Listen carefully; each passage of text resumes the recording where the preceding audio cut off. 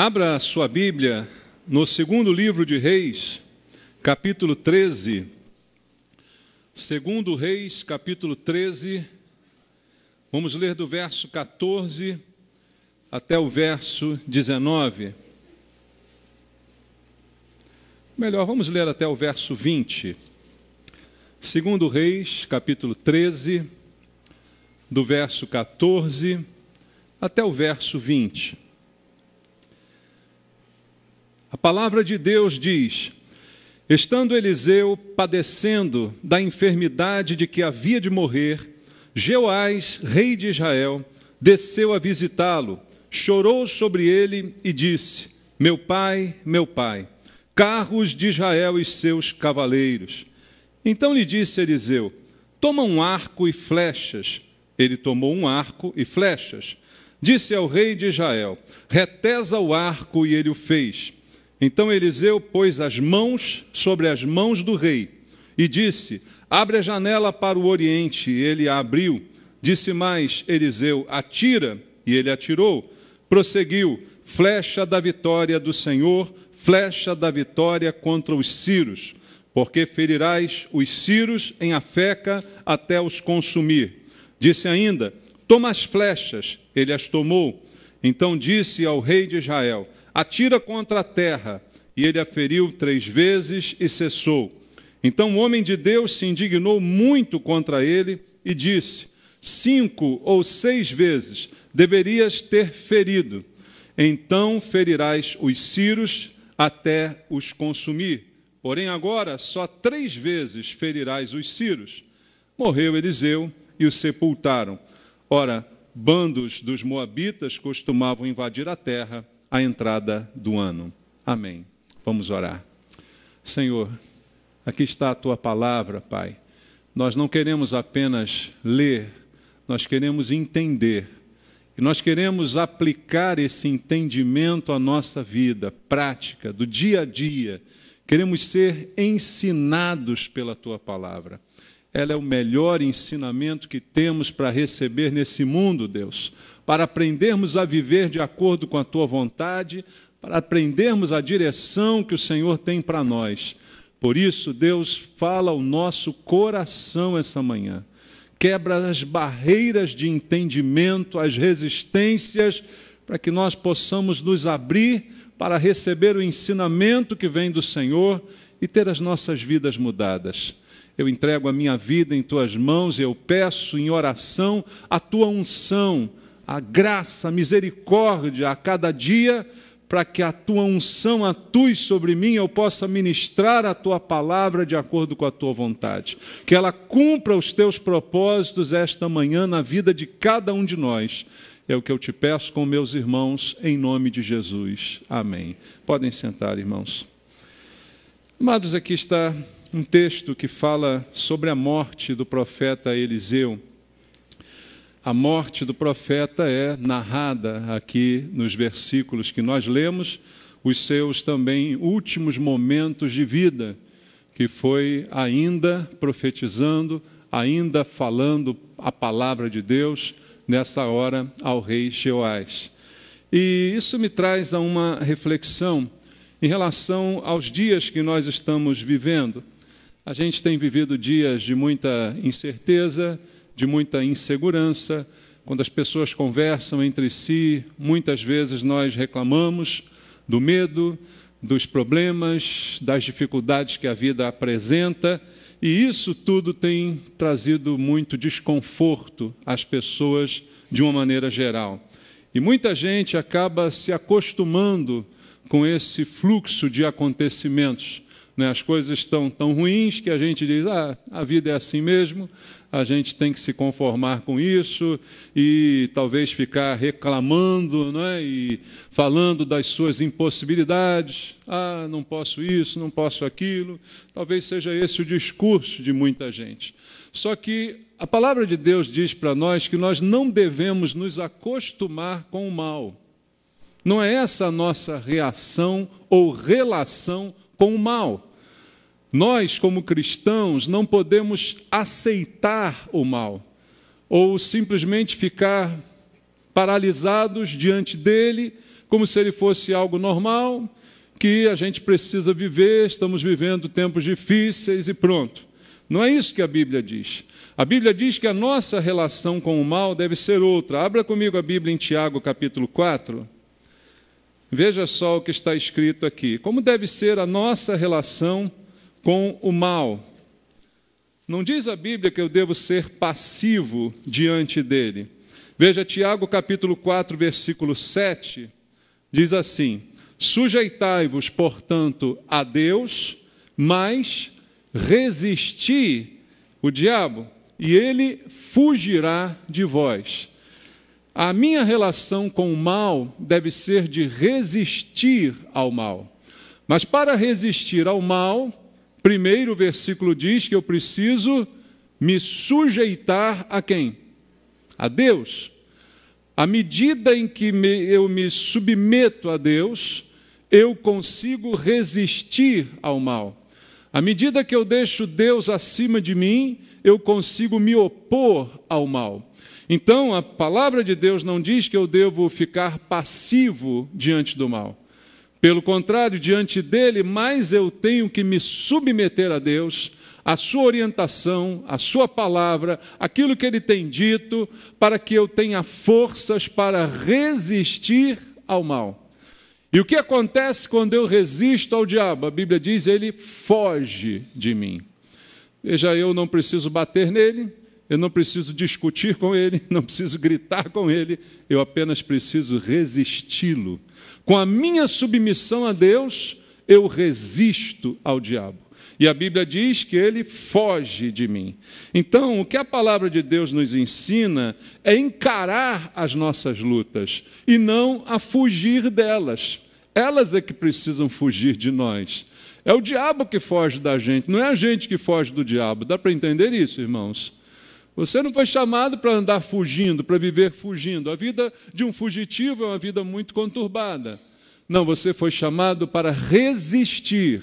E quem resiste não sai do lugar, fica firme, esperando, se fortalecendo, e o mal é que vai bater em retirada. Então, o que a palavra de Deus nos aconselha sempre é lutar.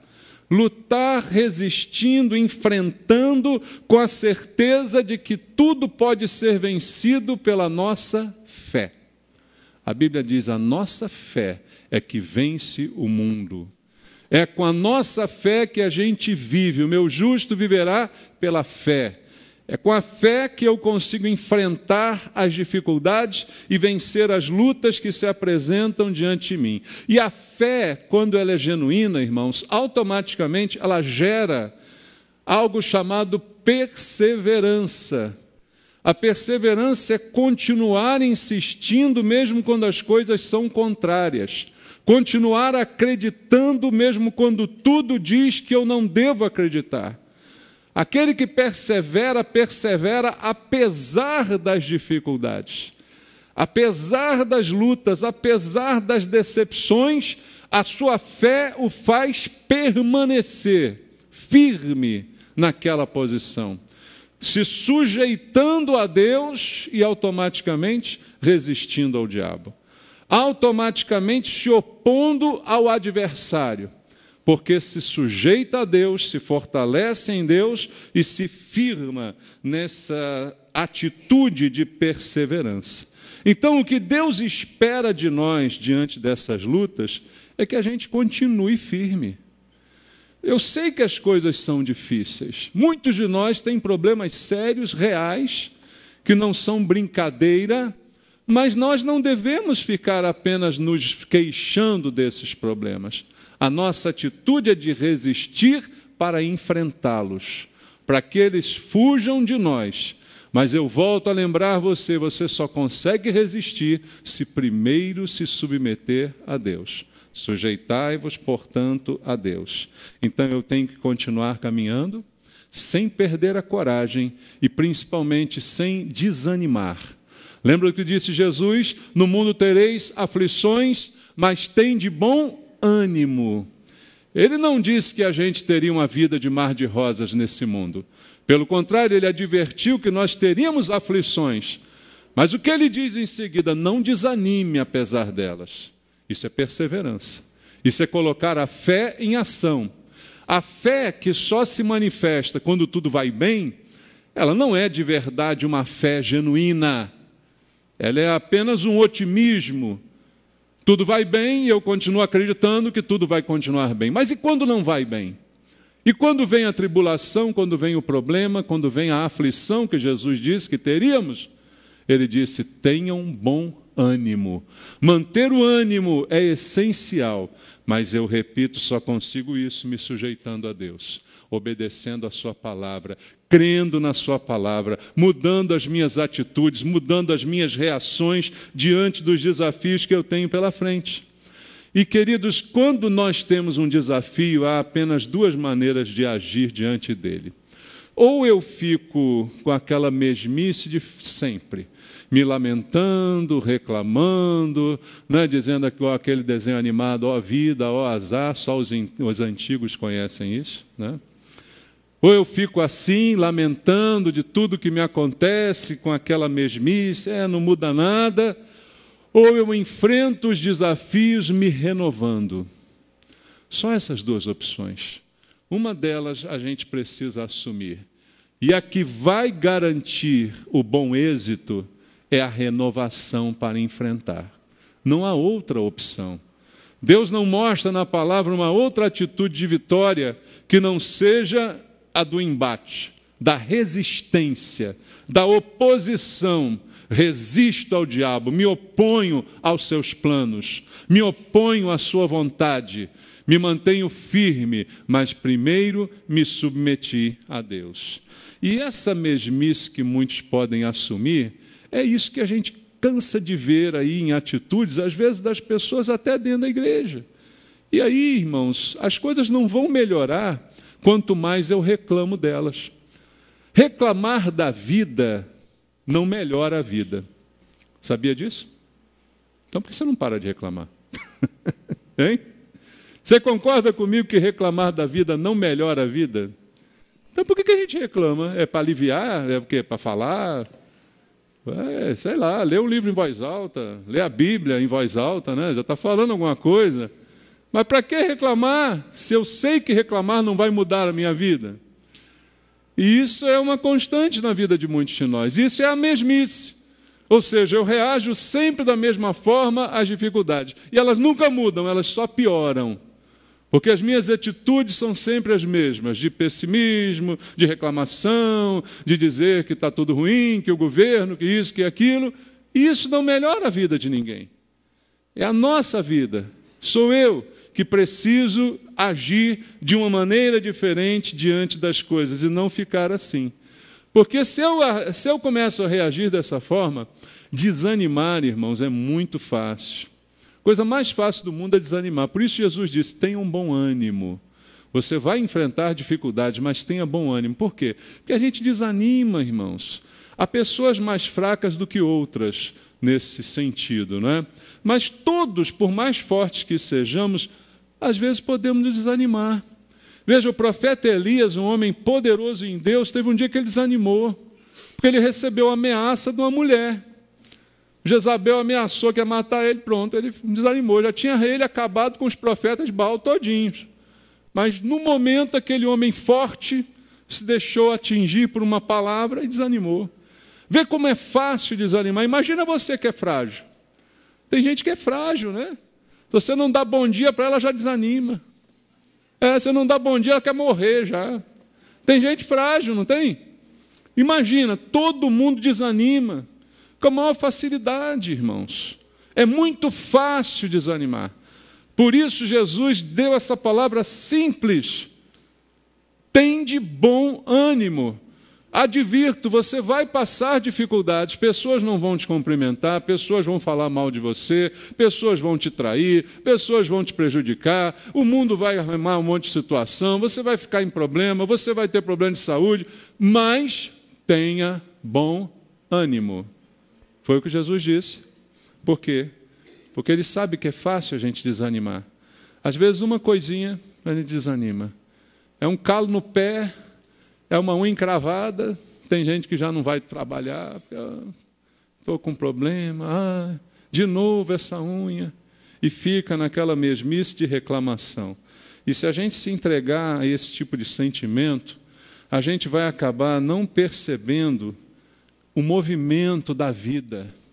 A vida é movimentada, irmãos. Tudo aquilo que fica estagnado, parado, acaba estragando. A água é uma bênção, mas deixa a água parada para você ver o que acontece com ela.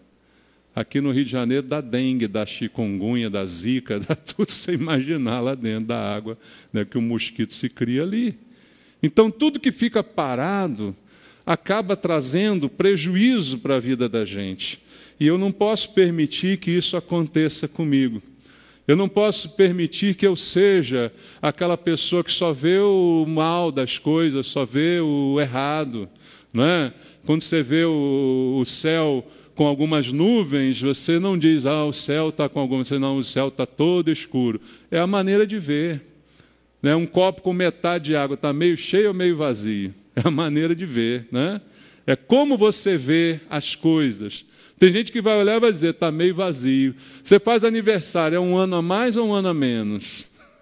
Tem gente que fica, né, nessa dúvida. Depende desse estado de espírito que você está para encarar as coisas. Mas se ficar nessa do pessimismo, de tudo vai dar errado, nada vai dar certo, você vai esquecer de Deus.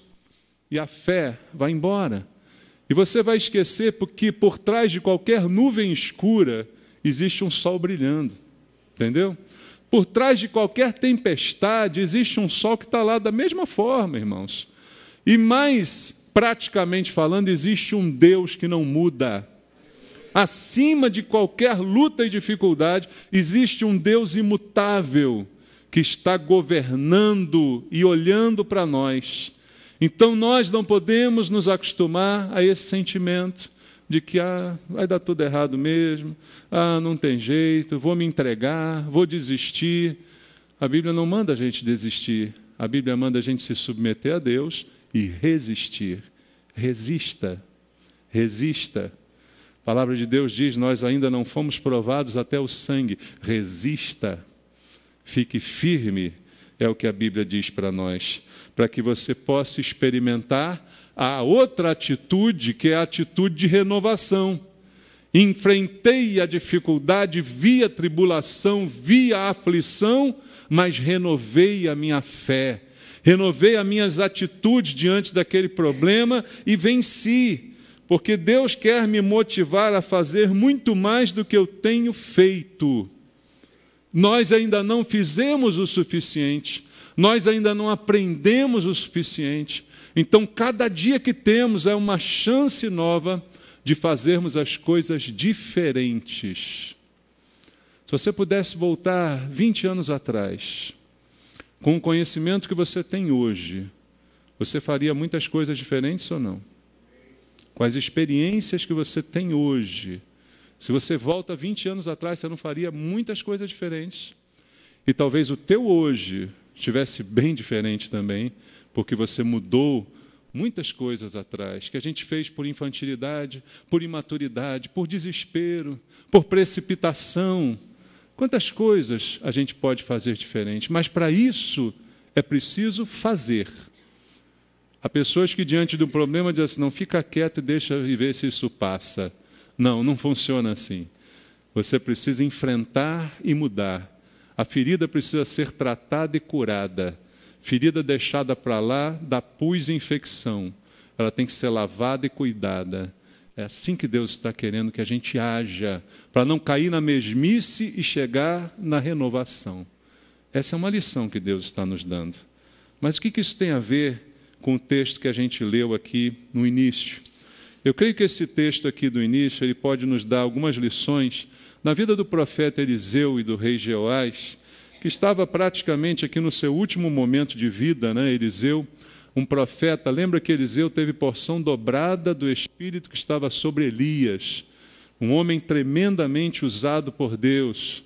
Mas, interessante, né, para aqueles que acreditam na teologia da prosperidade, né, que crente não fica doente, Eliseu estava morrendo de quê, irmãos?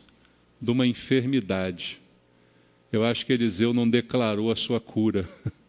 Eu acho que Eliseu não determinou a sua cura. Estava morrendo de uma enfermidade. Irmãos, existe uma enfermidade que um dia vai matar todo mundo, sabia? Você pode morrer de acidente, você pode morrer de o que você quiser, mas vai morrer. Ou não? Essa hora ninguém gosta de dizer amém, né? Vai morrer. Não. Ninguém gosta. Mas vai morrer, a verdade é essa. Ah, pastor, eu quero morrer de velhice. Ninguém morre de velhice. Sabia disso? O que a gente chama de morrer de velhice é morrer de falência múltipla dos órgãos.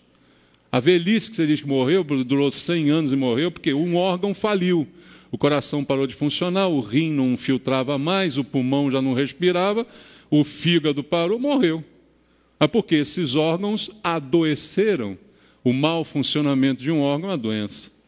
Então, imagina você da prosperidade ficar declarando a vida inteira que vai ser curado. Vai morrer nunca, né? Vai dar 300 anos, você vai estar aí ainda, declarando: meu fígado, cura! Meu pulmão, restaura!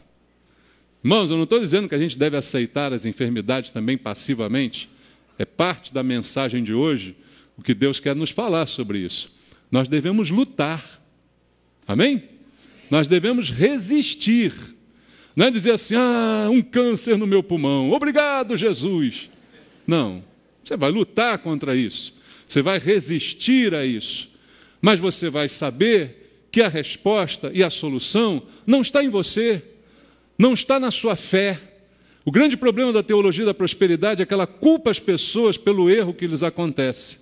Ela culpa as pessoas pelos acidentes, pelas desgraças que podem acontecer a qualquer um. Se esse câncer te matou é porque você não teve fé o suficiente para orar e ser curado. Esse é o grande problema, é uma segunda doença, essa loucura da prosperidade. Então Eliseu morre de uma enfermidade. Ele está deitado, padecendo da enfermidade que o havia de matar, e no final, no versículo 20, você viu que ele morreu dessa mesma enfermidade. Mas depois de morto, ele é sepultado e um soldado cai na sua cova e ressuscita. Então você vê que ele morreu, mas o poder de Deus nunca o deixou porque ele morreu. A gente morre, mas a graça de Deus não deixa a gente nunca.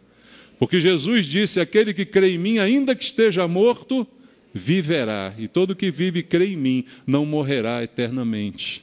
Então nós não precisamos ser imortais aqui, porque nós já somos imortais lá.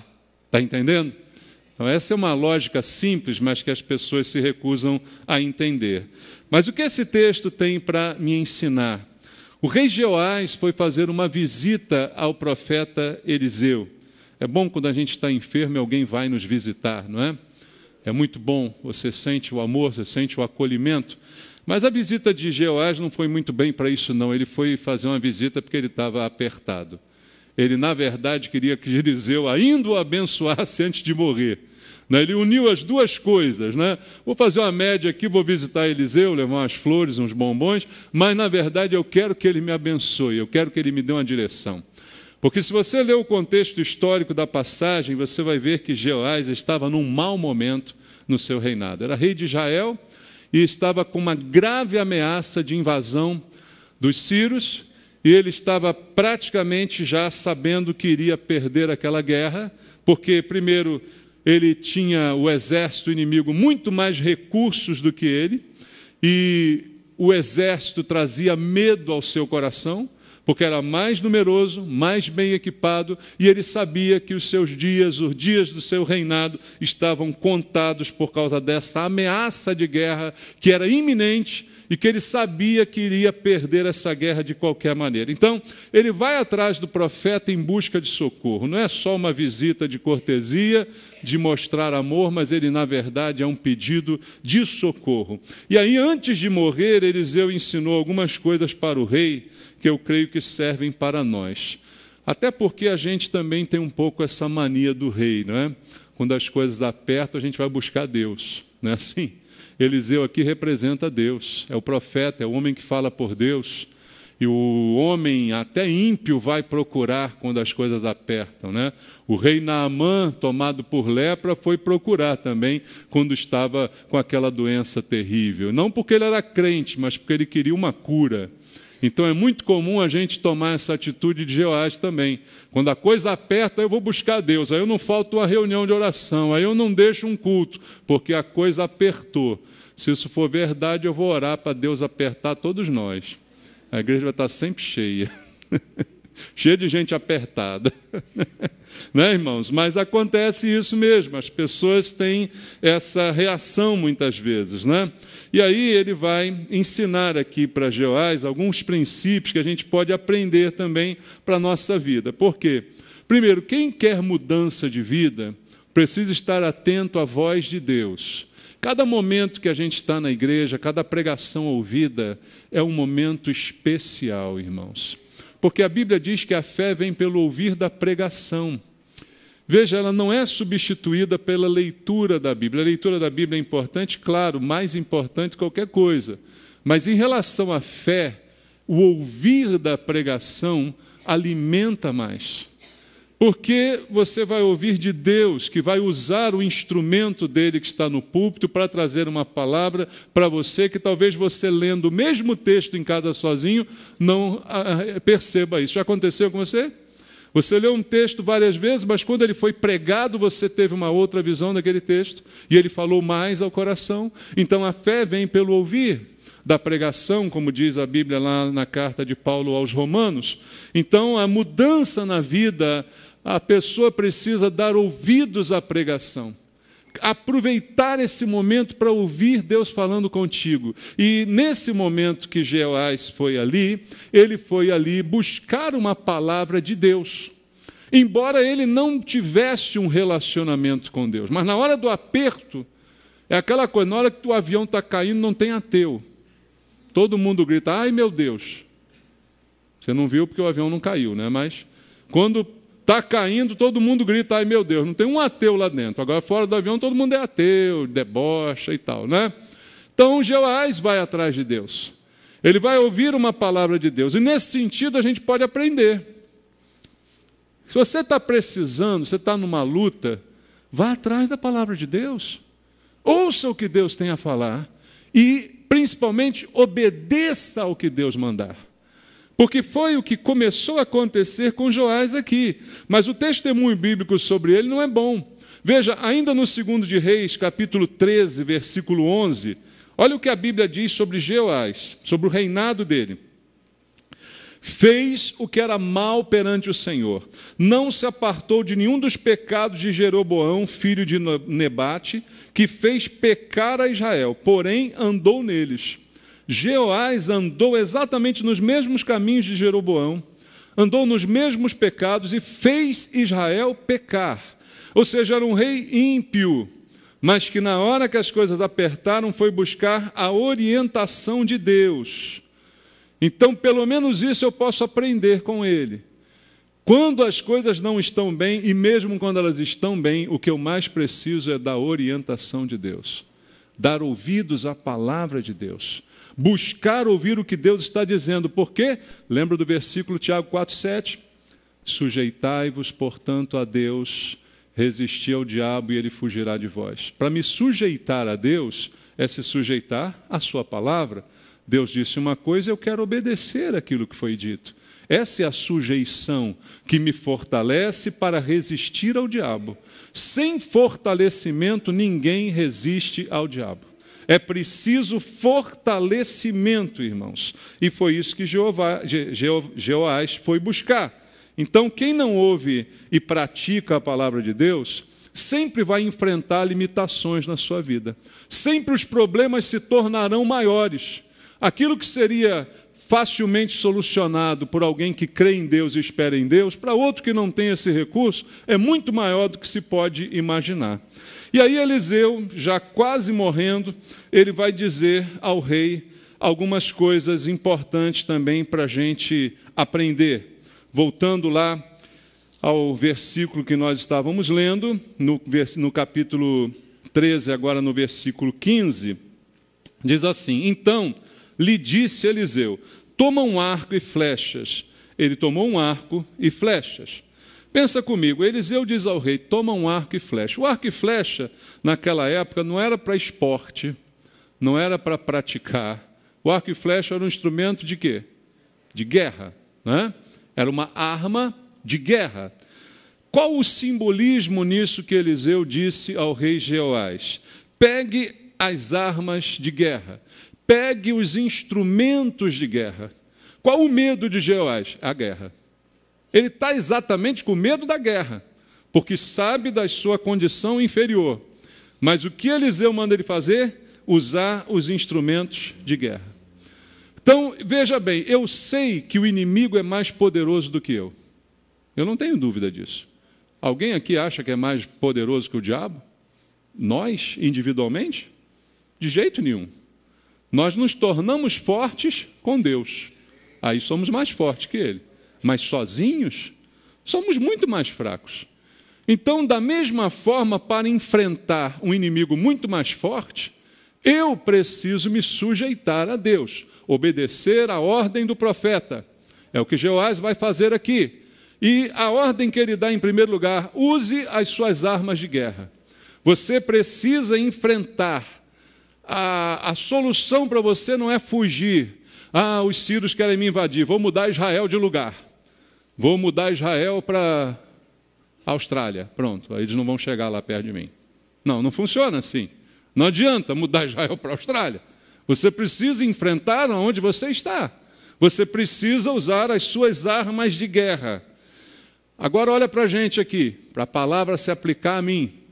Eu vou dizer a você agora como profeta, pegue o seu arco e flecha. Primeiro, onde é que você vai arrumar um arco e flecha uma hora dessa? Não vai dar certo, né? Então você não precisa de um arco e flecha, mas você tem armas espirituais. O conceito para nós é espiritual. Quais são as nossas armas espirituais? Não é uma Glock que você tem na gaveta de casa? Não é uma Desert Eagle que está debaixo do seu colchão? As suas armas não é aquela AR-15? Não. As nossas armas são espirituais. Dá para entender isso? Então eu preciso usar as minhas armas espirituais, porque elas são poderosas em Deus. Um símbolo do que Eliseu está dizendo a Jeoás é: pega as armas. Para você hoje, para mim, pega as armas. Pega as armas espirituais. Veja uma delas, 2 aos Coríntios, capítulo 10, versículo 4 e 5. Olha só o que Paulo diz: porque as armas da nossa milícia não são carnais, e sim poderosas em Deus. Para quê? Para destruir fortalezas, anulando nós sofismas e toda altivez que se levante contra o conhecimento de Deus e levando cativo todo pensamento à obediência de Cristo. Quais são as armas espirituais poderosas em Deus? Não são as carnais, como Paulo diz. As armas espirituais é que vão destruir as fortalezas, anulando os sofismas. Elas vão destruir a altivez que se levanta contra o conhecimento de Deus. Elas vão levar cativo todo pensamento à obediência de Cristo. Olha o sujeitar-se aqui a Deus. A obediência. As armas espirituais me levam a um fortalecimento, me levam a uma obediência, uma sujeição para que eu possa, então, resistir ao diabo. E quais são as armas na prática? Pastor, quais são as armas? Oração. Quer uma arma melhor do que essa? Enfrentamento em oração. Você tem uma arma chamada oração. Um enfrentamento poderoso. Você tem uma arma chamada Palavra de Deus, para você ler e para você ouvir a pregação. Uma arma que vai te fortalecer. São várias as armas espirituais. O exercício da nossa fé. Por que a gente vem à igreja? Porque a gente não tem nada melhor para fazer na vida? A gente exercita, a gente alimenta, a gente se mistura, a gente pratica, a gente exercita a palavra de Deus entre nós para que ela se torne uma prática fora também da igreja. Essas são as armas que nós temos, essa confiança em Deus, essa fé gerada, essa fé que se torna uma arma que nos protege, o escudo que vai nos proteger. Então, ao dizer a Eliseu, tome um arco e flecha, Eliseu indiretamente diz para nós, tome as suas armas. A guerra é grande, eu sei, o inimigo é poderoso, concordo, mas você tem armas e você precisa utilizá-las. Eliseu então diz no versículo número 17, abre a janela para o oriente. Ele abriu. Disse mais, Eliseu, atira, e ele atirou. E prosseguiu, flecha da vitória do Senhor, flecha da vitória contra os sírios, porque ferirás os sírios em Afeca até os consumir. Veja, agora Eliseu diz, olha, não basta você ter o arco e flecha, agora você tem que usar o arco e flecha. Atire pela janela. E ele atirou. Ele obedeceu a ordem que lhe foi dada, usou a sua arma espiritual e atirou. E espiritualmente o sentido daquilo, disse Eliseu, flecha da vitória. Flecha da vitória contra os sírios. Você vai consumi-los nessa batalha. Você vai vencer. O seu futuro, o que vem à frente, é que você vai vencer, disse Eliseu a ele. Então, para nós, como isso se traduz? Abra a janela da sua vida e use as suas armas espirituais. Qual o problema de muitos de nós? Fica achando que o futuro vai ser péssimo. Jeoás só conseguia pensar o seguinte, o dia que eu vou perder para os sírios, o dia que eles vão chegar aqui, vão me arrebentar todo, vão me levar preso, vão tomar o meu reino. Era nisso que ele pensava, o futuro dele seria ou na cadeia ou no cemitério. Ele só pensava nisso. Mas Eliseu diz, atira. Você viu a flecha voando? Essa é a flecha da vitória. A flecha da vitória que Deus colocou na sua mão. Quando você pega a arma e quando você usa a arma espiritual. Uma descrição melhor dessas armas não existe mais do que Efésios capítulo 6. Leia comigo a descrição da armadura de Deus, dita aqui pelo apóstolo Paulo em Efésios capítulo 6, a partir do versículo 10 ao versículo 18. Quanto ao mais, sede fortalecidos no Senhor e na força do seu poder. Revesti-vos de toda a armadura de Deus, para poderdes ficar como? Firmes contra as ciladas de quem? Do diabo, a quem nós temos que resistir. Firme contra o diabo, firme. Tome a armadura. Porque a nossa luta não é contra a sangue e a carne, sim contra os principados e potestades, contra os dominadores deste mundo tenebroso, contra as forças espirituais do mal nas regiões celestes. Portanto, tomai toda a armadura de Deus, para que possais resistir. Veja que é sempre resistir.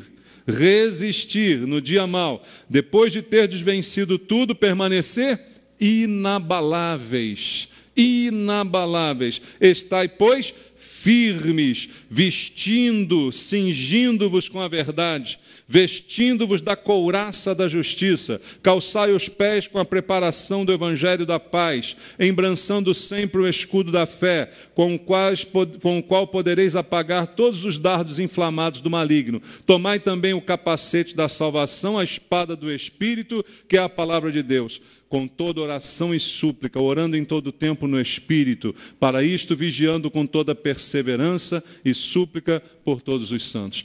Tudo aquilo que Tiago falou naquele pequeno versículo, Paulo está repetindo aqui em vários versículos. Permanecer firme, perseverar, resistir. A armadura não é para sair atacando de qualquer jeito, mas é para nos fortalecer. Para a gente resistir, o inimigo vai cair. Resista, o inimigo vai cair. Como? Use a armadura. Oração em todo tempo, súplica, orando no Espírito, vigiando, perseverando, orando pelos outros. Essa é a arma que nós temos para vencer as adversidades. Simbolicamente, o que Eliseu está dizendo a Jeoás é isso: atire a sua flecha com confiança, com esperança, com os olhos no futuro e não nas circunstâncias. Ao mandar ele atirar para cima, ele está dizendo, atire pela janela, olhe pelo alto. Quando você olha para baixo, você vê os sírios mais poderosos que você vê um exército tremendo que vai te arrebentar, é isso que você vê. Mas quando você olha para cima, você vê a flecha voando, você vê você usando as suas armas espirituais, você vê as suas orações chegando no céu, você pensa, esse vai ser melhor para mim, o futuro vai ser melhor. A guerra será vencida. Aquilo que eu já tenho como derrota será transformado em vitória. Essa foi a palavra de Eliseu a ele nesse final. Ele disse, olha, você vai ter a vitória te espera, você vai destruir os sírios, ferirás os sírios em Afeca até os consumir.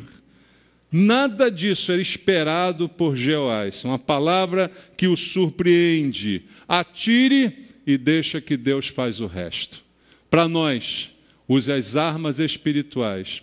Deixa que Deus faz o resto. Não saia por aí querendo bater no diabo. Resista ao diabo. Resista com as suas armas, com seu escudo, resista com a sua oração, com a sua mente em Deus, com a perseverança, com a fé, e ele vai bater em retirada, você o vai consumir. Foi isso que Eliseu disse ao rei, e foi isso que realmente se cumpriu na história desse reino. Mas o texto não termina, e Eliseu dá outra palavra ao rei, também muito importante para o nosso entendimento. Disse ainda, toma as flechas, agora no plural. Primeiro toma uma flecha e atira para o alto. Agora ele diz, toma as flechas. Quantas? Não disse. Ele as tomou. Normalmente, no depósito das flechas, ficavam ali várias flechas. Ele as tomou, e aí, então, disse ao rei de Israel, atira contra a terra. Não disse quantas vezes. E ele a feriu 3 vezes e parou. Então, o homem de Deus se indignou muito contra ele e disse, 5 ou 6 vezes deveria ter ferido. Então, feririas os sírios até os consumir. Porém, agora, só 3 vezes ferirás os sírios. O que a gente pode entender daqui? Será que tem alguma coisa mágica, mística, que diferencia 3 de 5 ou 6? Não, não é essa a interpretação do texto. Por favor, tá? Não tem nenhuma diferença entre o 3, o 5 e o 6. Não adianta procurar o número da sorte. Não é isso que vai mudar a sua vida. O que vai mudar a sua vida é a obediência à palavra de Deus. O rei estava com medo. O rei estava preocupado com o seu futuro e com o inimigo. Quando ele o mandou atirar pela janela, ele mandou o rei olhar para o alto. Ele mandou o rei olhar para o futuro e disse, você no futuro vai consumi-los em Afeca. A flecha da vitória Deus colocou na sua mão. Ele manda ele olhar para o alto ao atirar pela janela, vislumbrando um futuro que ainda viria pela frente. Mas logo depois, quando ele manda ele atirar para o chão, ele está mostrando o presente, o hoje, o agora. Não mais o futuro, mas aquilo que está ali, pertinho dele, imediatamente à frente dele. Antes de qualquer coisa no futuro, irmãos, existe o presente. Estou dizendo alguma novidade? Não. Não? O futuro, muitas vezes, depende das atitudes do presente. Lembra que ainda há pouquinho atrás eu falei, se você pudesse voltar 20 anos atrás com o conhecimento que você tem hoje, o que você teria feito? E você disse, talvez mudasse alguma coisa no meu hoje. O seu hoje é o futuro daqueles 20 anos atrás. Mas se você mudasse no presente, naqueles 20 anos atrás, o seu futuro hoje seria outro. Assim também, daqui a 20 anos, muitas coisas podem acontecer que dependem do que eu fizer hoje. Dependem do meu presente agora.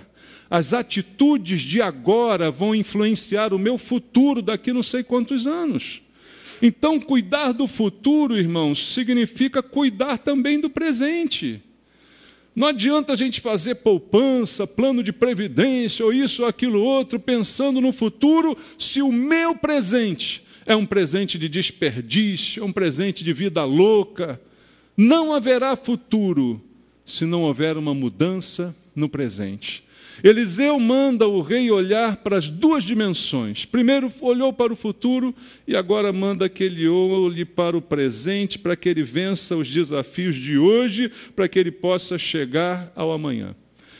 Mas o interessante da história é que Eliseu disse flechas e não disse quantas. Eliseu disse atira e não disse quantas vezes ele deveria atirar. E qual a lição que a gente pode tirar de algo tão subjetivo assim? O rei pegou, atirou 3 vezes. Parou. E aí eu imagino Eliseu na cama, brabo, brigando com ele, irmão. A Bíblia diz que ele se indignou muito. Você leu isso aqui? Imagina o velhinho lá indignado. Deu-lhe uma bronca. Por que deu-lhe uma bronca? Ele disse, só 3 vezes. Está cheio de flecha aí nessa aljava. Só 3 vezes você atirou para o chão. Que falta de iniciativa. Que falta de fé.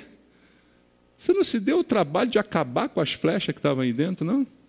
Eu não disse quantas. Mas quem disse que eram só 3? É só isso que você consegue fazer? É só 3 vezes, passou de 3, já não consegue mais? É só isso. Parece Pedro perguntando a Jesus, Jesus, quantas vezes tem que perdoar? 3 vezes está bom? Aí Jesus disse assim, não, Pedro, 3 está pouco, 70 vezes 7. Na verdade ele perguntou 7, né? Aí Jesus diz, não, está pouco, é 70 vezes 7. Irmãos, isso mostra para a gente que aquilo que a gente pensa que está bom, nem sempre está bom, entendeu? Aquilo que a gente pensa que é o suficiente, nem sempre é o suficiente. E essa razão de suficiência é uma coisa muito confusa na mente de muitos de nós. A gente acha, tá bom, isso aí tá bom. Dizia um ditado antigo que os portugueses diziam, né? Para quem é bacalhau basta. Já ouviu isso? Tá bom isso aí. É o nosso julgamento. Tirei 3 vezes, tá bom. Acabou a encenação, tá, Eliseu? 3 vezes aqui, pronto, chega. Eliseu disse, não, você tinha que ter atirado mais. Você tinha que ter tido mais fé. Você tinha que ter tido mais ousadia. Você tinha que ter tido mais perseverança. Você tinha que ter mostrado mais trabalho. Se você atirasse mais, você venceria mais. Essa é a lição do texto. Como você atirou só 3 vezes, você vai vencer 3 vezes só. E aí eu pergunto para você, você quer vencer só 3 vezes? Fala para mim. Quantas vezes você quer vencer? Eu quero vencer todas as vezes que eu tiver uma luta. Eu quero vencer todas as vezes que eu tiver um adversário querendo demandar a minha vida. Você quer também? Ou você quer vencer só 3 vezes? 3 vezes não parece muito bom, né? Para uma vida inteira. Mas foi isso que Jeoás conseguiu com a sua atitude tímida. E Jesus uma vez perguntou, por que sois tímidos, homens de pouca fé? Homens de pequena fé. Por que sois tímidos?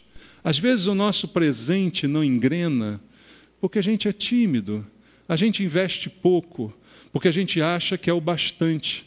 Irmãos, são pequenos detalhes, e não pense que eu quero puxar a sardinha para o meu lado, não. Mas é assim, por exemplo, eu já vim no culto da noite, para que eu vou, da manhã, para que eu vou voltar à noite? Já é o bastante. Claro, alguns têm motivos bons, moram longe, ou têm outras coisas, bem, mas tem aqueles que moram aqui do lado e não vêm porque não querem. Já é o bastante. É o suficiente para mim hoje. Já recebi uma palavra, tá bom. Não tá bom, não. De repente você perdeu aquela que você precisava mais ouvir. De repente algo deixou de acontecer e você venceu só uma vez, porque recebeu só uma palavra. Eu estou traduzindo num exemplo prático algo que pode ser ampliado para diversas outras situações. Se eu investisse um pouco mais, se eu tentasse um pouco mais, olha, chegou perto. O que Eliseu diz a Jeoás, Jeoás, você chegou perto. 3, se fosse 5 ou 6, a situação seria outra. Quantas vezes nós desistimos antes de chegar lá? Nós deixamos de fazer o que poderíamos ter feito a mais, porque achamos, já é o bastante. e não é. O que esse texto me ensina é que no meu julgamento, aquilo que eu acho bastante, nem sempre é o bastante para Deus. E Deus sabe muito bem a capacidade de cada um de nós. Não cabe a nenhum de nós julgar a capacidade do outro. Não cabe isso, tá? Eu dizer quantas vezes você poderia ter tirado, quantas vezes você poderia ter vindo à igreja, isso é problema seu. Não cabe a nenhum de nós julgar a capacidade do outro. Mas cabe a nós julgar a nossa capacidade, porque nós sabemos o que poderíamos ter feito e não fizemos. E aí vamos chorar, como se diz, pelo leite derramado. Por que isso aconteceu? Porque eu poderia ter investido mais e não investi. Por que meu filho ficou assim? Porque eu poderia ter investido mais na educação dele e não investi. Eu poderia ter falado um pouco mais com ele e não falei. Por que meu casamento chegou a esse ponto? Porque eu poderia ter conversado mais com a minha esposa e não conversei. Eu poderia ter gasto um tempo maior estudando e não estudei, e por isso eu não tenho o emprego que eu queria. Porque eu não investi um pouco mais. Eu não atirei um pouco mais. Veja, não é pecado atirar 3 vezes. Mas a indignação de Eliseu não é porque ele pecou, é porque ele perdeu algo muito melhor que ele poderia ter tido. Essa é a indignação que eu sinto que Deus tem às vezes conosco. Porque Ele queria me abençoar muito mais, mas eu não me dediquei tanto quanto poderia. E ninguém melhor do que Deus para saber as minhas limitações. Diz a Bíblia até que Ele não permite que eu seja tentado ou provado além do que eu possa suportar. Então Ele sabe o que eu posso dar e não dou. Ele sabe o que eu posso fazer e não faço, porque quero me poupar, quero me economizar. Então é essa a indignação de Deus, representada por Eliseu aqui. É a indignação de não poder abençoar mais, como Ele poderia, se você também agisse mais. A relação com Deus não é ficar deitado esperando que as coisas caiam do céu, mas é eu lutar e Deus me abençoar. Eu botar as armas e Deus me defender. Essa é a reação de Deus. Você vê isso em toda a Bíblia. Eu faço a minha parte e Deus faz o que eu não posso fazer. Então a indignação do profeta é a indignação de Deus, quando muitos de nós não são abençoados quanto poderiam ser. Ele disse, agora só 3 vezes. Você poderia ter vencido para sempre. Se você se desse um pouco mais, se você investisse um pouco mais, você se poupou, você achou que era o bastante, entrou uma preguiça, entrou uma desatenção, entrou um desleixo na sua vida, você foi desleixado. Se você atirar mais, você vence mais. Guarda essa palavra no teu coração essa manhã. Deus está dizendo a você, se você atirar mais, você vence mais. Se você insistir mais, você terá mais vitórias. Se você perseverar mais, você terá mais, porque Deus não quer dar vitória incompleta para nós. Deus só quer nos dar vitória completa. Jeoás venceu em Afeca, como disse Deus a Eliseu. E Jeoás venceu mais 3 vezes, mas não venceu para sempre. Mas não confirmou para sempre. Então, amados, há uma lição muito grande para nós. Não deixe o cansaço, a desmotivação ou a realidade crua impedirem você de atirar e continuar atirando, e continuar insistindo, e continuar orando, e continuar buscando, e continuar falando. Não deixe entrar no seu coração o pensamento de que não adianta. Não adianta falar com esse menino, não adianta falar com ele, não adianta fazer isso, porque as coisas não mudam. Mudam sim. Continue fazendo, continue tentando, continue atirando até acabar as flechas, até cansar o braço de tanto atirar. Continue orando até o joelho dar calo. Continue orando. Vale a pena, vale a pena. É o que disse Eliseu. Que a gente aprenda mais do que aprendeu Jeoás nesse dia. Amém? Vamos orar?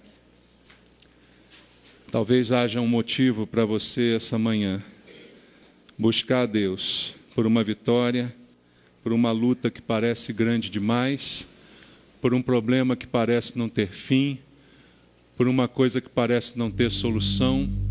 Deus está te chamando essa manhã para atirar uma flecha, uma para o alto em relação ao futuro E quantas você puder agora no chão, no presente. Você quer atirar umas flechas comigo essa manhã? Vem aqui à frente, vamos orar. Vamos atirar umas flechas aqui no chão. Vamos atirar umas flechas de mudança da história da vida.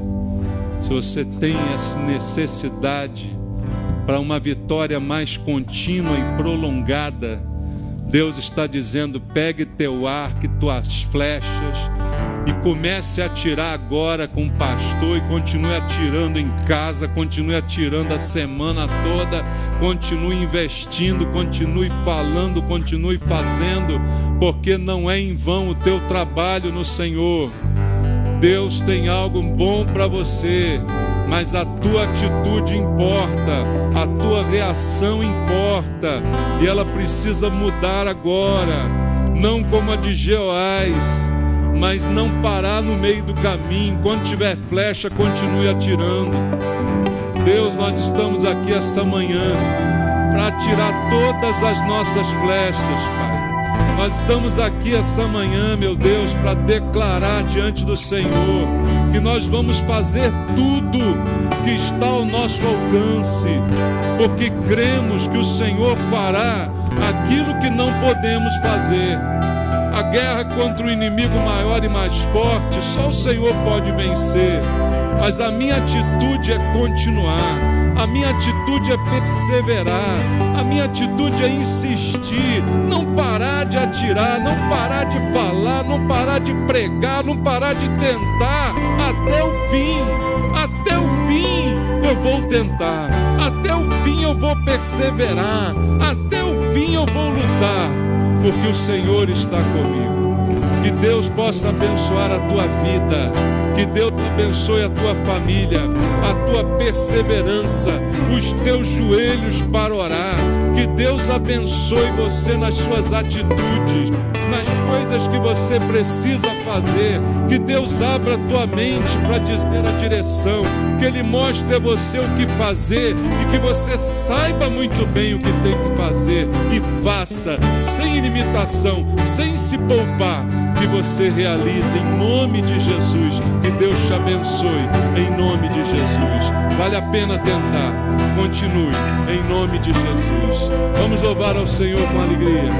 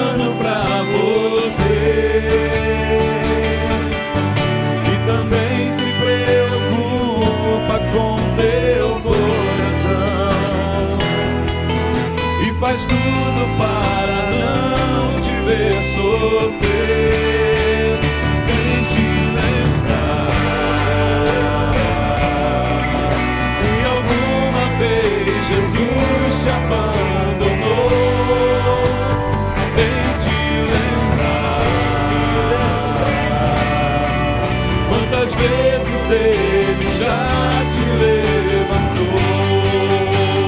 Tente lembrar. Se alguma vez Jesus te abandonou, tente lembrar.